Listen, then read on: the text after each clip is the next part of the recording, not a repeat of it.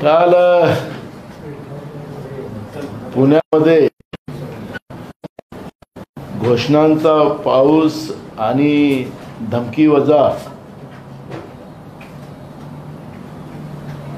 कार्यकर्त्यांनाही समजावून सांगण्याचा एक प्रयत्न, अयशस्वी प्रयत्न देवेंद्र फडणवीस साहेब करताना आम्ही पाहिला.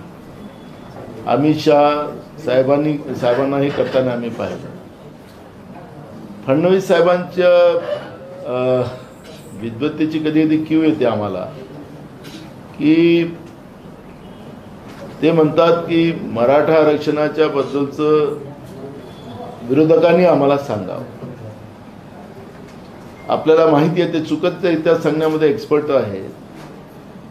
2014 मध्ये पृथ्वीराज चव्हाण साहेब जेव्हा मुख्यमंत्री होते त्यावेळेसच मराठ्यांना आरक्षण त्या ठिकाणी दिलं गेलेलं होतं. ते आरक्षण देवेंद्र फडणवीस टिकवू शकले नाहीत आणि त्याच्यानंतर 2014 मध्ये यांनी स्वतः मराठा आरक्षणाच्या बद्दलची भूमिका मांडली होती की आमचं सरकार राज्यात आणि देशात द्या निवडून, तर आम्ही तुम्हाला मराठ्यांना आरक्षण देतो, धनगरांना आरक्षण देतो, गोऱ्यांना आरक्षण देतो, अशा पद्धतीच्या घोषणेचा पाऊस त्या काळात पाडलेला होता. 2014 ते 2019 केंद्रात आणि राज्यात सरकार होतं. 2019 मध्ये पुन्हा केंद्रात त्यांचं सरकार आलं.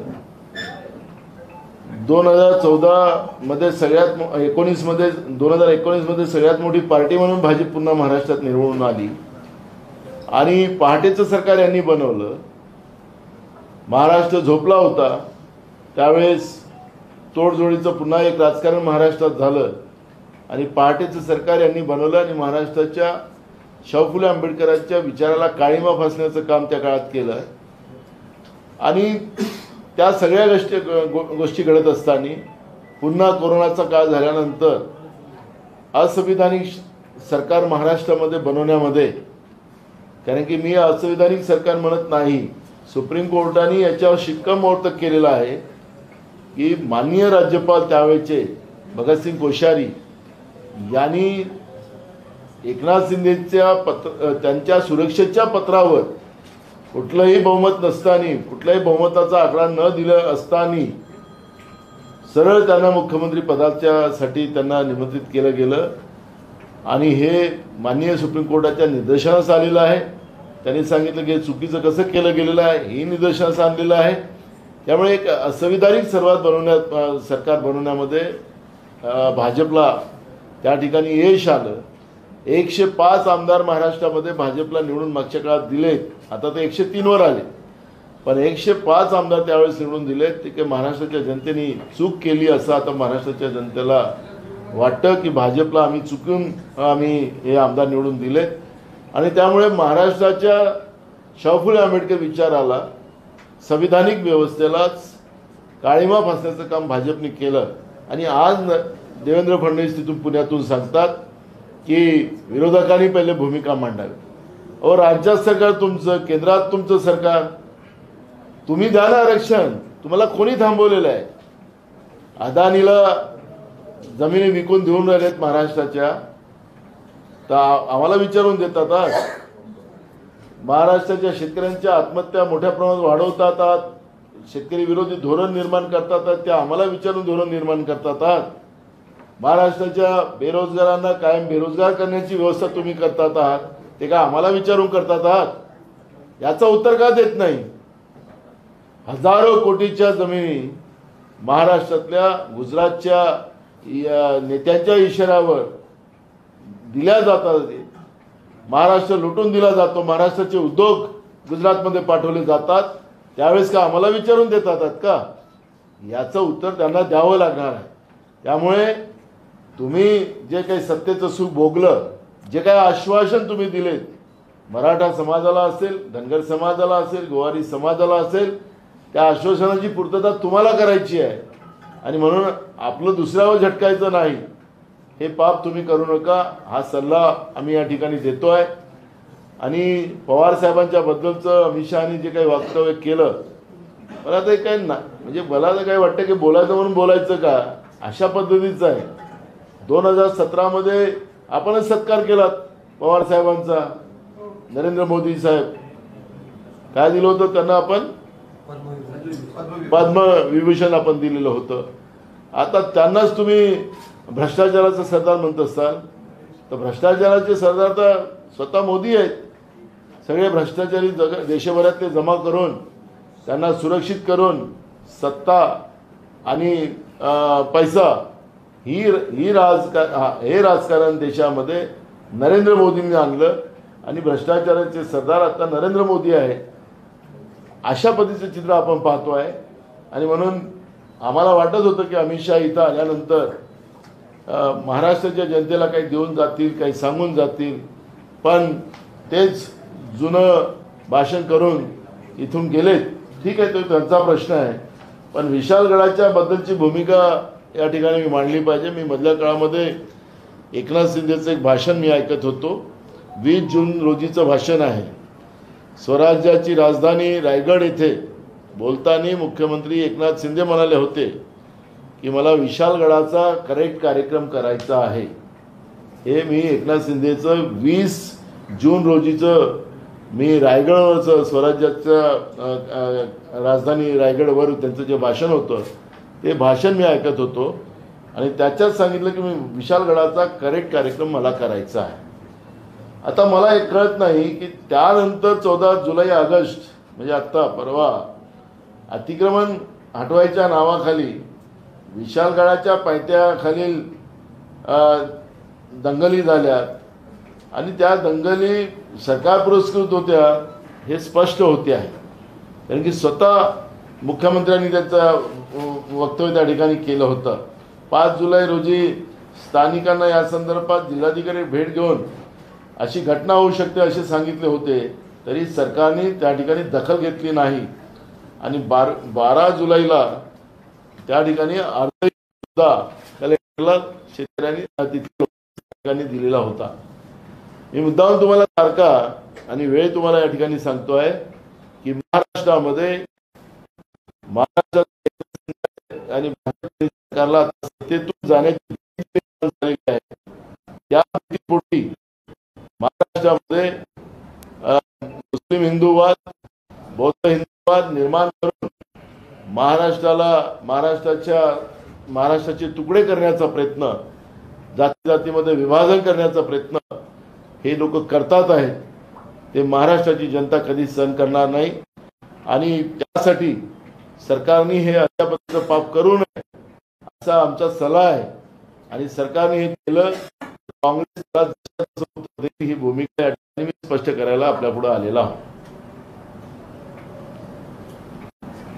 आता थोड्या वेळापूर्वी शरद पवार आणि मुख्यमंत्री यांची भेट झालेली आहे. आरक्षणाच्या मुद्द्यावरती मध्यंतरी छगन भुजबळ गेले, त्यानंतर ही भेट ठरलेली आहे. कालचं भाषण आणि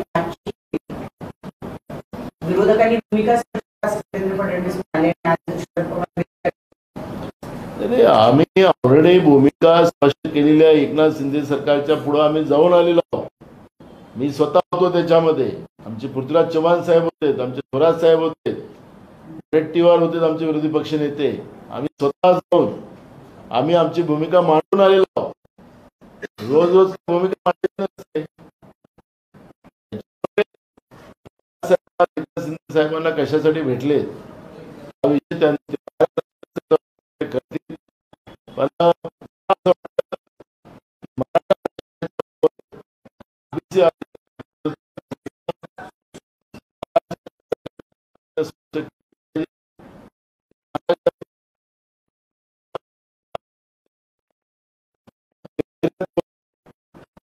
लहान मुलांमध्ये निर्माण करण्याचं काम सुरू झालेलं आहे थांबवलं पाहिजे, ही भूमिका काँग्रेस पक्षाची आहे. भाऊ, एकीकडे सरकार म्हणतो की भूमिका स्पष्ट करत नाही आणि दुसरीकडे शरद पवार त्यांना सरकारच्या नेतृत्वाला भेटायला जातात. कुठे ना कुठे या ठिकाणी महाविकास आघाडीमध्ये समन्वय पाहायला मिळत नाही, कारण इकडे शरद पवार जातात, दुसरीकडे तुम्ही जाऊन आला असं म्हणतात. बघा, त्यांनी जेव्हा सर्वपक्षीय मीटिंग बोलवली होती त्या मीटिंगमध्ये आम्ही गेलेलो होतो आणि त्या मीटिंगमध्ये आम्ही आमची भूमिका मांडली. आज पवार साहेब कशासाठी भेटायला गेले हे सांगण्याचं कारण आता मी काही सांगू शकत नाही. पवार साहेब बाहेर आल्यानंतर जेव्हा माध्यमाशी ते बोलतील ते स्पष्ट करतील. अध्यक्ष महोदय, दुसरा एक महत्त्वाचा मुद्दा आहे की आता जे संघाची लोक आहेत, जे सरकारी कर्मचारी आहेत, ते संघाच्या कार्यक्रमामध्ये सहभाग घेऊ शकणार आहेत आणि 1960 साली याच्या पद्धतीची बंदी होती ती उठवलेली आहे. कशा पद्धतीने बघताय? बघा, मूळ प्रश्न असा आहे की नरेंद्र मोदीचं सरकार आल्यानंतर त्यांनी जे काही धोरणं आणली ती धोरणं चुकीची ठरली. त्याच्यामध्ये एक धोरण होतं त्यांचं की UPSCची परीक्षा न घेता डायरेक्ट RSSच्या लोकांना जॉईंट सेक्रेटरी रँकवर घेण्याच्या बाबतचा त्यांनी एक निर्णय केलेला होता आणि त्याच्यामध्ये अनेक अधिकारी त्याच्यात झाले. आता ही RSSवर बंदीचा विषय हा सरदार वल्लभभाई पटेल साहेबांनी त्यावेळेस केलेला होता. ते गृहमंत्री होते आणि इतके वर्ष RSSवर बंदी असताना आता गुजरातच्याच प्रधानमंत्र्यांनी, सरदार वल्लभभाई पटेल तर हे देशाचे होते पण आता हे प्रधानमंत्री गुजरातचे आहेत. मी त्याचा उल्लेख याच्यासाठीच करतो की महाराष्ट्रातले उद्योग गुजरातमध्ये नेऊन गुजरात कसं मोठं करता येईल, गुजरातसाठी काय फायदे करता येईल तेच विचार करतात. सरदार वल्लभभाई पटेल हे पूर्ण देशासाठी विचार करत होते. त्यामुळे त्यांनी घेतलेल्या निर्णयाला यांनी तोडून आज समजा त्यांनी GR काढला असेल, 1966चा तो GR होता, त्यांनी काढलेली बंदी होती. आता 9 जुलै 2024 आदेश काढून ते उठवलेली आहे आणि त्याच्यामध्ये आता RSSच्या कार्यक्रमातच नव्हे तर RSSच्या लोकांना आता पुढं नोकऱ्यामध्ये घेण्याच्या दृष्टिकोनातले काही नियम ते बनवणार आहे. जनगण मन हे उद्याचं राष्ट्रगीत राहील की नाही, हे सदा वत्सलम हे राहील हे आता आपल्याला काही सांगता येत नाही. त्यामुळे मला ज्या गोष्टी या देशाच्या हिताच्या होत्या त्या पद्धतीचा निर्णय त्या काळात सरदार वल्लभभाई पटेल साहेबांनी घेतलेला होता.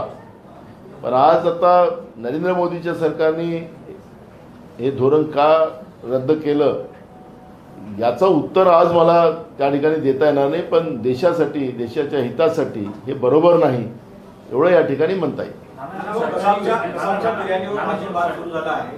कसाबच्या बिर्याणीवर अजून वाद सुरू झाला आहे. एकीकडे आता कसाबची जी बिर्याणी आहे त्याबाबतही काँग्रेस पक्ष आपली भूमिका स्पष्ट करत आहे आणि अमित शहाचा एक व्हिडिओ पण ट्विट करण्यात आला आहे. कसं बघता, कारण कसाबला बिर्याणी नेमकं कोणी दिली हा एक विषय अजूनही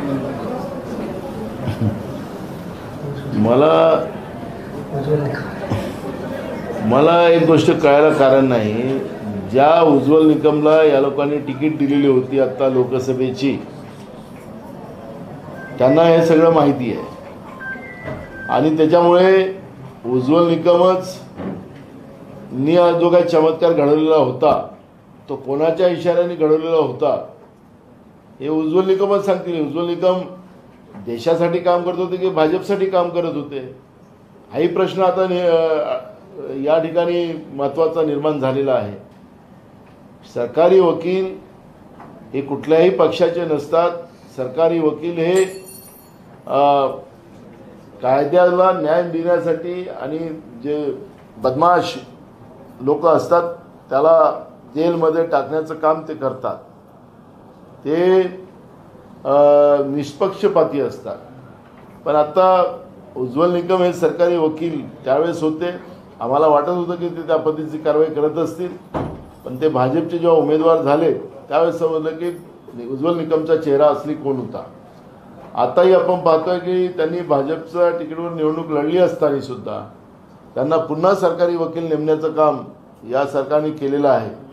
त्यामुळे कायद्याला न्याय मिळेल की नाही किंवा राज्याच्या या गुन्हेगारी व्यवस्थेला न्याय मिळणार की नाही हे आता सांगता येणार नाही. संभ्रमात आता व्यवस्था आहे आणि म्हणून आम्ही त्याचा उज्ज्वल निकमच्या दुसऱ्या फेरनियुक्तीच्या वेळेस आम्ही त्या ठिकाणी विरोध केलेला होता.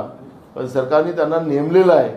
त्यामुळे बिर्याणीचा जो प्रश्न आहे तो उज्ज्वल निकमच त्याच्यामध्ये प्रॉपर स्पष्टता मांडतील कारण की त्यांनीच ती लढाई लढलेली होती. नाना पुष्कर आणि अंतापूरकर हे काँग्रेस सोडणार अशा चर्चा सध्या सुरू आहे. आपण बघितलं तर उमेदवारी जर नाही दिली तर विचार करू असं पुष्कर म्हणतात.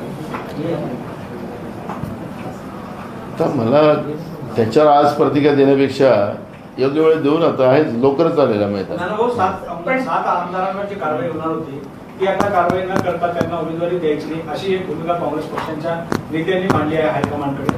ती भूमिका कधी आहेत का की कारवाई होणार नाही, त्यांना तिकीट अरे, नाही देणार?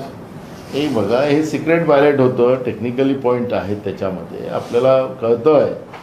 त्यामुळे जे कोणी याच्यामध्ये दोषी आहेत त्या दोषींवर दोषी पे गाज गिरने वाली है, बस इतना ही मैं इतना कहूँगा. कारवाई होणार, झालीच आहे. आमच्या केंद्रीय संगठन महासचिवांनी सांगितलेले की ॲक्शन हमने ले लिया है, तर ले लिया. तर त्यांनी हायकमांडनी जेव्हा काही निर्णय घेतलेला असेल तर याचा अर्थ आपण समजला पाहिजे. विधान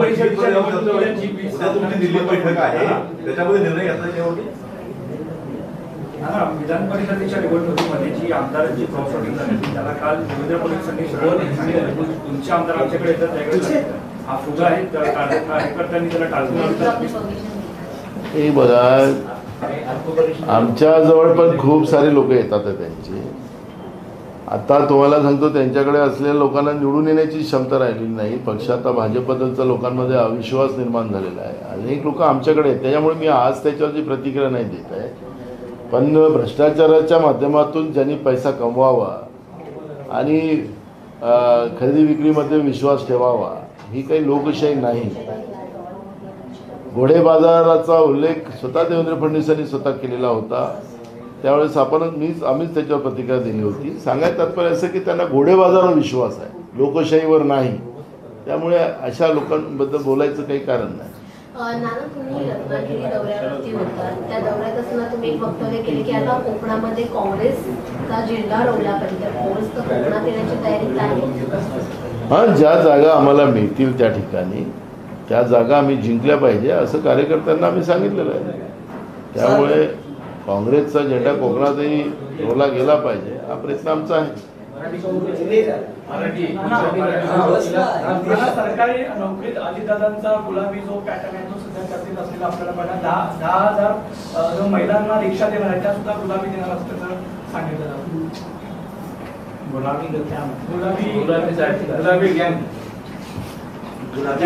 गुलाबी रिक्षाची चर्चा सध्या. मला या सरकारला एक सल्ला द्यायची आहे की या 6 महिन्यामध्ये जवळपास 1,727 शेतकऱ्यांच्या आत्महत्या झालेल्या आहेत. सरकारने या सगळीकडे गंभीरतेने लक्ष घातलं पाहिजे. अन्नदाता महाराष्ट्रामध्ये अशा पद्धतीचं आत्महत्या करत असेल ते महाराष्ट्रासाठी भूषणावं नाही. हा छत्रपती शिवाजी महाराजांचा महाराष्ट्र आहे. गुलाबी रंग घ्यायचा आहे की कोणता रंग घ्यायचा त्यांनी घ्यावा. आम्हाला कोणाच्या रंगाबद्दल आणि कोणाच्या चॉईसबद्दलचं त्याच्यावर, पण सत्तेमध्ये बसलेल्या लोकांनी महाराष्ट्रातल्या शेतकऱ्यांच्या आत्महत्यावर दुर्लक्ष करणं आणि भ्रष्टाचारामध्येच गुंगून राहणं, शेतकऱ्याच्या नावाने योजना काढायच्या आणि शेतकऱ्यांचेच पैसे खायचे, त्याच्यावर टाळूवरचं लोणी खायचं, ही जे धोरण या महाराष्ट्रातल्या गुलाबी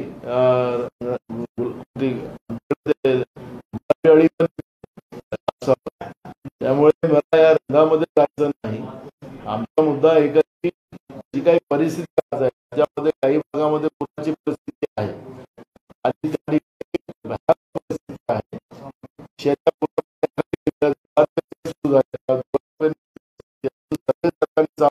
नाही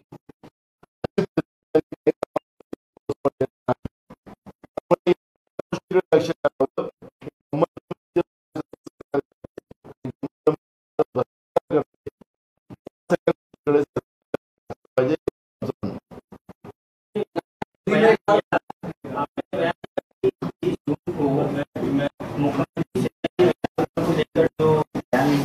उसके बाद में ये क्या मांगा?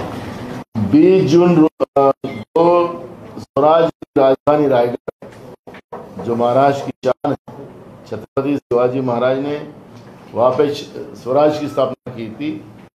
वहाँ जाकर खुद मुख्यमंत्री ने भाषण किया था कि मैं आने वाले दिनों में विशालगढ़ का करेक्ट कार्यक्रम करूंगा और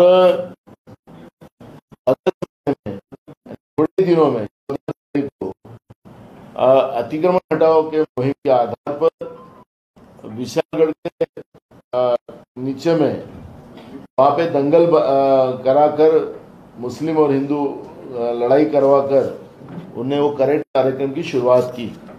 अतिक्रमण हटाने के नाम से गुंडाइज्म वृत्ति के लड़कों ने वहां जाकर लोगों के घर दुकानें तोड़े, गाड़ी तोड़ी, मकानें तोड़े, मस्जिद तोड़ी। तो ये जो सरकार पुरस्कृत जो दंगल है वो इसमें स्पष्ट होती है। 5 जुलाई को जब लोगों को पता चला था कि 14 जुलाई को घटना हुई, 5 जुलाई को लोगों को पता चल गया था कि अपने यहाँ दंगल होने के कुछ कारण दिख रहे, तो ये कलेक्टर को जाकर एसपी को मिले, लेकिन प्रशासन ने उसके ऊपर ध्यान नहीं दिया। और इससे हमारा वस्तुस्थिति ऐसी है कि सरकार ने विशालगढ़ का दंगल हुई है, ये हमारा कहना है। सरकार पूरा विशालगढ़ क्या वजह होती है वो इस तरह की हिंसा अगर करवा रहे हैं उससे फायदा क्या? देखो, हिंदू मुसलमान बात कराकर वोटों का विभाजन कर राजनीति करना ये बीजेपी और बीजेपी के साथियों का हमेशा काम रहा है। महाराष्ट्र में जिस तरह से उनकी पराजय हुई है, हार हुई है, अब हाल ही में आने वाले दिनों में विधानसभा के चुनाव है और वो विधानसभा के चुनाव जीतने के लिए जो जो करना पड़ता है वो करने की कोशिश, एक अयशस्वी कोशिश वो लोग करने जा रहे हैं। उसका फायदा नहीं होगा, लेकिन लोगों में इस तरह का डर का माहौल बनाना, किसी धर्म के लोगों को डराना, ये जो महाराष्ट्र की भूमि पर है, ये महाराष्ट्र की भूमि छत्रपति शिवाजी महाराज की भूमि है, शाहू फुले अम्बेडकर विचारधारा की भूमि है। ये भूमि पे ऐसे कृत्य करने वाले को कभी जनता माफ नहीं करती, ये सरकार को समझना चाहिए, लेकिन सरकार ये समझने को तैयार नहीं। अगर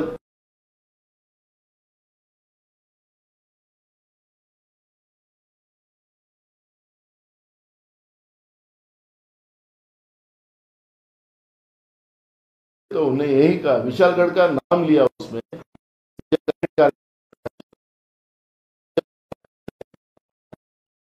क्या होता है।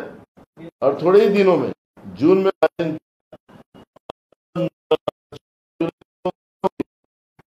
वहां के लोगों ने जब 5 जुलाई ध्यान देना चाहिए था, इसका मतलब है कि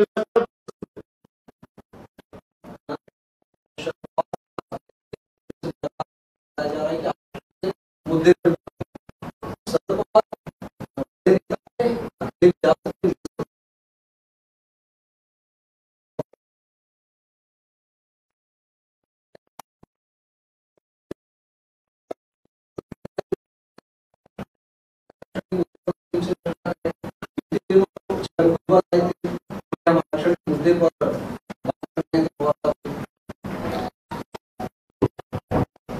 कौन किसको मिलने जा रहा है वो उनका इश्यू है, इसमें दिक्कत करने की कोई, हमें तो कोई प्रॉब्लम नहीं है। साहब काय के लिए गए क्या नहीं वो तो प्रेस को बताएंगे, तो हमें कोई तकलीफ नहीं। तो एकनाथ शिंदे जी को, राज्य के मुख्यमंत्री को मिलने जा रहे, तकलीफ क्या है? जनता के इश्यू को होंगे, ऐसा हमारी सोच है। क्रॉस वोटर्स के खिलाफ कहा जा रहा है कि उनको पार्टी से ना निकाल के उनको उम्मीदवारी नहीं दी जाएगी, ऐसा हाईकमान की ओर आप लोगों ने प्रस्तुत किए बातें, इसको लेकर कितनी? देखो, ये टेक्निकल इश्यू है, सीक्रेट बैलेट है, और जो लोगों ने गड़बड़ की है उन लोगों को बख्शा नहीं जाएगा।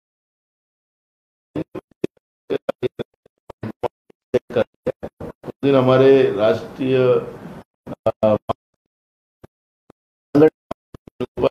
आपको कार्रवाई के लिए कार्रवाई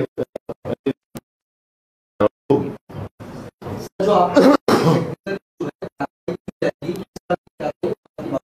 लेकिन सीधे तौर पर पार्टी से ना निकालना या सस्पेंड ना करना, जो इस तरह की कार्रवाई होती है तो चुनाव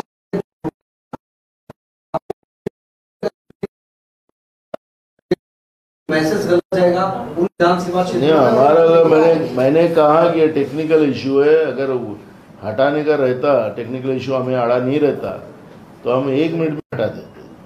हमें टेक्निकल इशू है वो हमने आपको बताया है और हमें कोई दिक्कत नहीं है। जो लोगों ने गड़बड़ की है, पार्टी किया है, उसके ऊपर कार्रवाई करना ये पार्टी का अधिकार है और पार्टी करेगी। टिकट नहीं देंगे आने वाले समय में। अब देखेंगे आपको क्या होगा। अच्छा, जो आरएसएस को लेकर एक फैसला किया है केंद्र सरकार ने कि आरएसएस की शाखा में अब सरकारी कर्मचारी जा सकते हैं, 58 साल के बाद उस फैसले को दोबारा इम्प्लीमेंट किया है केंद्र सरकार ने, इसको किस तरह से देखते हैं? देखो, सरदार वल्लभ भाई पटेल जी ने ये निर्णय 1967 में लिया था और उसके बाद ये चल रहा था। सरकारें कई आई, कई गई, बदली। अटल बिहारी वाजपेयी जी की भी सरकार देश में आई। वो निर्णय का सबने समर्थन किया था, लेकिन मोदी सरकार ने, क्योंकि मोदी सरकार सिर्फ गुजरात की सीता करती है, वो देश की नहीं, तो मोदी सरकार ने सरदार वल्लभ भाई पटेल का निर्णय बदलने का काम किया है। अब आरएसएस को भी उसमें कर्मचारियों के इसमें भी इन्वॉल्व करने की जो भूमिका ली है, हम उसका निषेध करते हैं। लेकिन सबसे बड़ा डर हम लोगों को है कि आने वाले दिनों में जनगण मन जो हमारा राष्ट्रगीत है वो रहेगा कि नहीं रहेगा, ये सदा वत्सलम वगैरह कुछ क्या आता है, इस बात का डर अभी हम सबको है। देखिए, अभी इस बारे में पार्लियामेंट भी शुरू है, अभी आज से पार्लियामेंट शुरू हुआ है, तो मुझे लगता है कि सरकार ने ये निर्णय लिया है तो वापस लेंगी सरकार, ऐसा हमें विश्वास है। एक आखिरी सवाल, आप खुद भी बीजेपी में रहे हैं, अगर इस तरह का फैसला 59-60 सालों के बाद लिया गया है तो बीजेपी नेताओं की इसके पीछे क्या सोच रही होगी? आपके तो सभी लोग करीब 2 चीजें हैं। मैंने शुरुआत में ही कहा, अटल बिहारी वाजपेयी जी भी देश के प्रधानमंत्री रहे हैं। देश के हित में निर्णय लेने की क्षमता हमारे देश के कई प्रधानमंत्रियों में रही है और उन लोगों ने उस बात को, सरदार वल्लभ भाई पटेल जी का निर्णय को हमेशा मजबूती से देखा है। इनने क्यों बदला है, मोदी जी क्यों ये करते हैं, ये सब बातें आने वाले दिनों में पता लगेगा। मुझे आज उसके ऊपर प्रतिक्रिया नहीं करना है, लेकिन देश हित का ही निर्णय देश के प्रधानमंत्री ने लेना चाहिए। देश का हित हो उसमें देश के प्रधानमंत्री ने निर्णय नहीं लेना चाहिए। ये भूमिका पूरे मैं और मेरे साथ देशवासियों की भी भावना यही रहना चाहिए।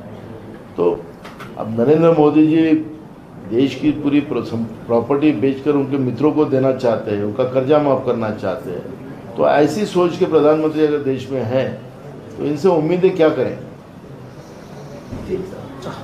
Thank you. अभी मेरा यही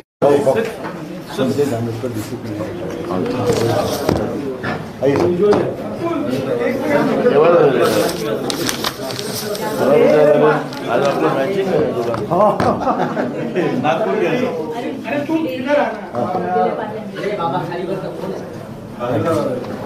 ये रिटायर्ड डीसीपी हैं संजय जांभूलकर जी, आज कांग्रेस में प्रवेश कर रहे हैं। माहित आहे पण बघा किती मॅचिंग आहे।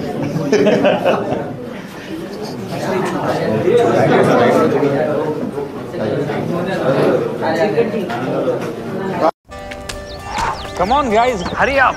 अरे सुनना, एक ब्रेक ले लेते हैं। Guys, I'm telling you, तुम लोगों को सही से ट्रैकिंग नहीं आता। But that's okay, you can learn. रोज का ढक्कन देना। ये रेड वाला है, सही वाला देना। अबे ढक्कन, पहले तो सही पानी पीना।